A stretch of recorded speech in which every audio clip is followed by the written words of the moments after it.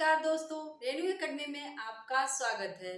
दोस्तों, आज हम छायावाद पढ़ेंगे और छायावाद का समय अगर देखें तो आप लोगों को पता होना चाहिए कि छायावाद का समय कब से शुरू होता है। तो छायावाद का समय 1918 से 1900 कोई 36 मानता है, कोई 1938 मानता है। तो छायावाद की जो सबसे प्रसिद्ध कवि जो प्रथम आएंगे कालक्रम में, जयशंकर प्रसाद। आज उनकी रचनाओं को हम बहुत ही आसान तरीके से याद करेंगे। जैसे कि आप देख रहे हैं, जयशंकर प्रसाद की इतनी सारी रचनाएं हैं और जिसको याद करने में हमें बहुत समस्या होती है। तो उन्हीं रचनाओं को याद करेंगे और उनके बारे में थोड़ा हम जान भी लेते हैं। जयशंकर प्रसाद का जन्म अगर देखें तो कब होता है, कब होगा? 1889 ईस्वी में। कब होता है? 1889 ईस्वी में इनका जन्म होता है और इनका जन्म यही काशी बनारस में हुआ था। और इनका जो बचपन का नाम देखें तो दो नाम है। एक इनका नाम झारखंडी कहते हैं और एक और कलाधर नाम से रचनाएं करते हैं। कलाधर नाम से ये कविता लिखते थे। जयशंकर प्रसाद को छायावाद का ब्रह्मा कहा जाता है। क्या कहा जाता है? छायावाद का ब्रह्मा कहा जाता है। ध्यान देना, छायावाद का ब्रह्म पूछे किसे कहा जाता है तो हम जयशंकर प्रसाद मानेंगे। और विष्णु किसको कहा जाता है तो सुमित्रा नंदन पंत को कहा जाता है। और जो महेश किसे कहा जाता है तो ये निराला जी को कहा जाता है। और इनको प्रथम प्रवर्तक कौन मानता है छायावाद का? तो इलाचंद जोशी। कौन है? इलाचंद जोशी जो है वो इन्हें, जयशंकर प्रसाद को, छायावाद का प्रवर्तक मानते हैं। जयशंकर प्रसाद को क्या मानते हैं? छायावाद का प्रवर्तक मानते हैं। और अब हम क्या करेंगे, इनकी जो रचनाएं हैं उसको देखते हैं। क्या है? उर्वशी, वन मिलन, प्रेमराज, अयोध्या का उद्धार, शोक उच्छ्वास, बभ्रुवाहन, कानन कुसुम, प्रेम पथिक, महाराणा का महत्व, चित्राधार। अब देखिए कि जो उर्वशी, ट्रिक क्या है? जयशंकर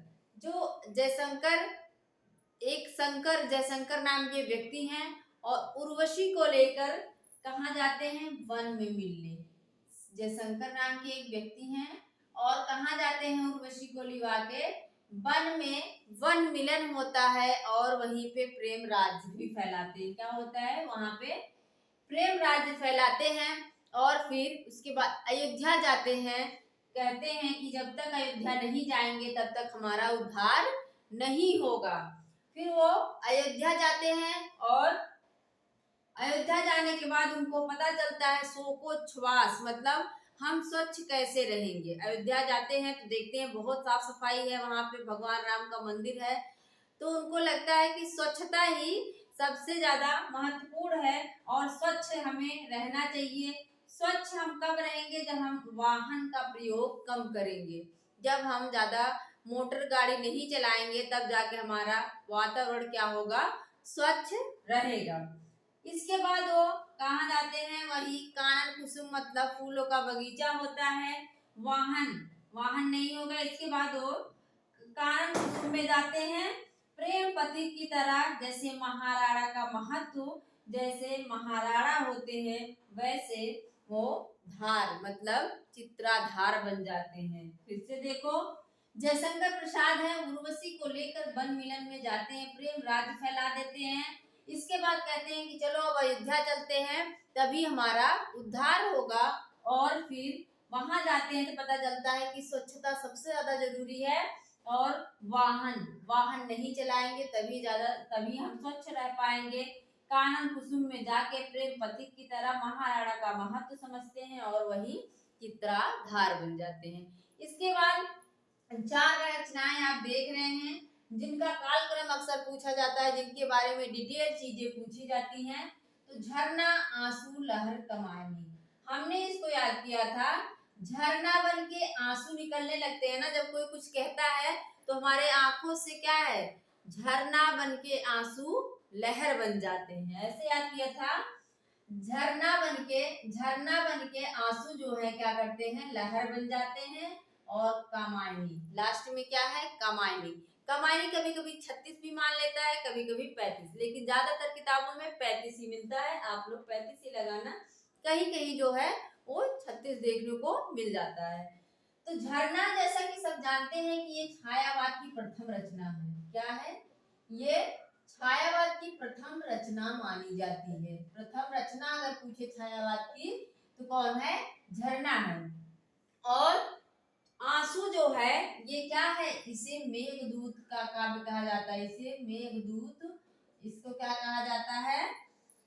इसको मेघदूत का हिंदी का मेघदूत क्या कहा जाता है? इसे हिंदी का मेघदूत भी कहा जाता है। हिंदी का मेघदूत कहा जाता है। ध्यान देना, क्योंकि आंसू जो है ना एक विरह काव्य है, और मेघदूत जो है संस्कृत का जो कालिदास की रचना है वो भी विरह है। तो इसलिए आंसू को जो है हिंदी का मेघदूत कहा जाता है। और आंसू जो है कितने छंद है इसमें? 133 छंद है। इस चीज को याद रखना, 133 छंद आंसू में है। इसके बाद लहर है। तो कामायनी में तो आप लोग जानते ही होंगे, इसको डिटेल हम देखेंगे, इनके सर्गों को ट्रिक से याद करेंगे दूसरे वीडियो में। आज जान लो कि इसमें कितने सर्ग हैं कामायनी में। तो 15 सर्ग। कितने हैं? 15 सर्ग हैं। और लास्ट वाला सर्ग जो है वो आनंदवाद की स्थापना है। आनंदवाद की स्थापना होती है। कामायनी को शांति प्रिय द्विवेदी ने क्या कहा है? ये उपनिषद है। क्या है?